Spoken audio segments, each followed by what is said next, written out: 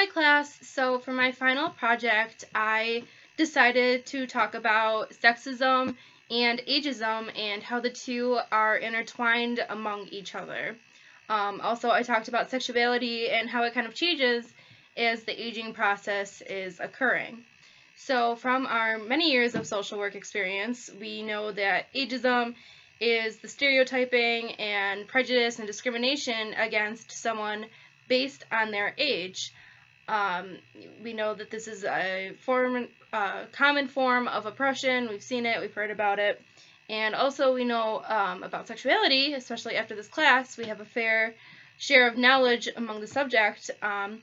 But because sexuality focuses on concepts of youthfulness and attractiveness and vitality, we know that these are also things that are very much related to ageism, and it can be seen how the two could easily go together and how these two forms of oppression can commingle with each other and bring great difficulties to people.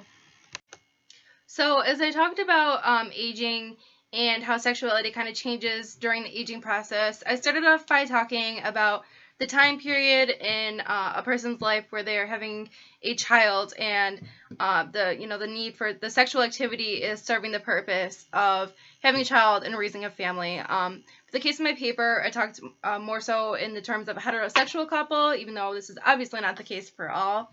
But to make sense for my paper, that is how I talked about it.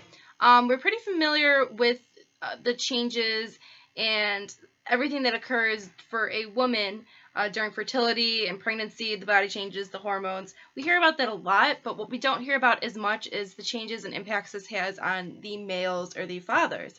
But research has shown that sexuality changes a lot for males during this period, and research has shown that many men lose their sex drive during this time, and they focus more on the family dynamics and their new role and figure as a father, and they prefer to show their sexuality in terms of endearment and affection and caring, and that's kind of how they choose to express themselves. But this is not really talked about, the fact that men lose their sex drive during this time period.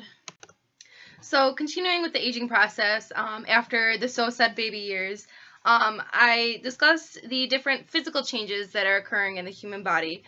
We know that the biggest one for women is menopause, and I'm not going to make this biological or about biology, but we know that women are no longer able to reproduce during this time, and that the body is going through some really big and really scary changes.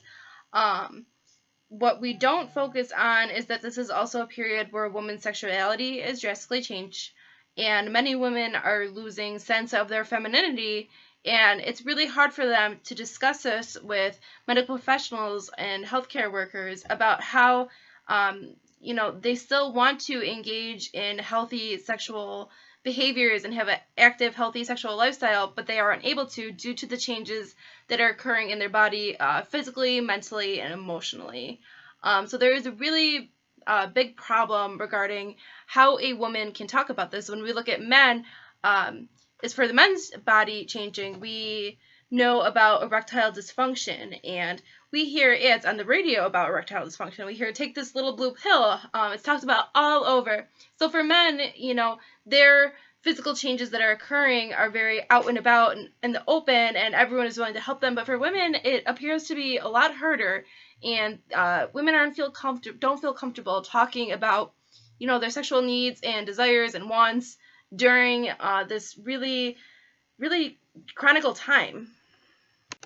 So as I continue to talk about the aging process and sexuality, the next step I talked about was the older and elderly adults. And one article that I found had a quote that summed it up nicely. It said, "Despite what society has conditioned us to believe, our data clearly shows the need to be touched, stroked, cuddled, and caressed is a lifelong one. Physical contact is a basic human need, and the need is as powerful in the 60s, 70s, and 80s as it is in infancy, childhood, and early adulthood." So the key words I think in here is how society has conditioned us. So there is a huge, massive stigma about older and elderly individuals having sex. I know I have felt it in the past. It makes you super uncomfortable to think that your grandparents are having sex, but this need for intimacy is just as real at this age as it is in our youthful and younger years. So again, it makes us uncomfortable that old people are having sex, but they are, and it is not talked about, and it is especially not and neglected to be mentioned when individuals are seeing their healthcare providers and their doctors, and it's just completely not talked about. This is not good for a variety of reasons, but one of which being is that safe sex is no longer a topic because it is assumed that sex isn't being had. And STDs and STIs are actually at a higher risk for people at this age. There's a multitude of reasons, one of which being their immune system is weakened due to their age. For women, the deterioration in their vaginal area makes them more susceptible to STIs, STDs, and you got to remember that these elder generation folks have not been in sex ed classes. They never received sex ed classes in school. They never learned the basic 101 of this stuff. And because it is failed to mention about, it's just not a thing for them. So this is a population that is really at risk for these easily preventable things. And so as I did this age process project, I ended off by talking about sex in nursing homes. And obviously I made clear that sex is being had among the elder and older population, and where do they go when they're elderly and old and no one is there to take care of them? They go to a nursing home. So again, the big problem is that professionals are not being educated in how to work and address these issues with their residents in the nursing home. A lot of it has to do with how programs and policies are run, and the personal beliefs of the staff working is a whole cluster mess of why sexual activity in nursing homes is such a hot topic.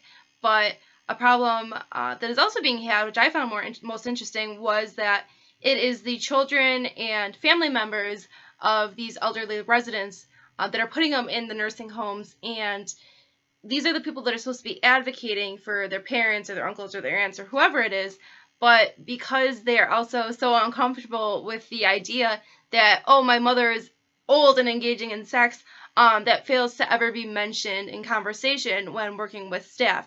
So really, not only is the nursing home staff or wherever they're staying not on their side, but their family members who are supposed to be advocating for them are also not supporting their desires and their needs as a human being. So regarding ageism and sexism and this whole aging process, there are many points in a person's life where it can be seen that their needs and their desires and their sexuality needs and desires are completely neglected and fail to be mentioned.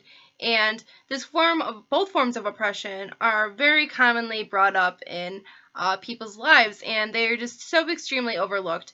So not that these events are traumatic experiences for everyone, but the lack of knowledge and the lack of care and dedication towards addressing these topics in people's lives can be extremely traumatic.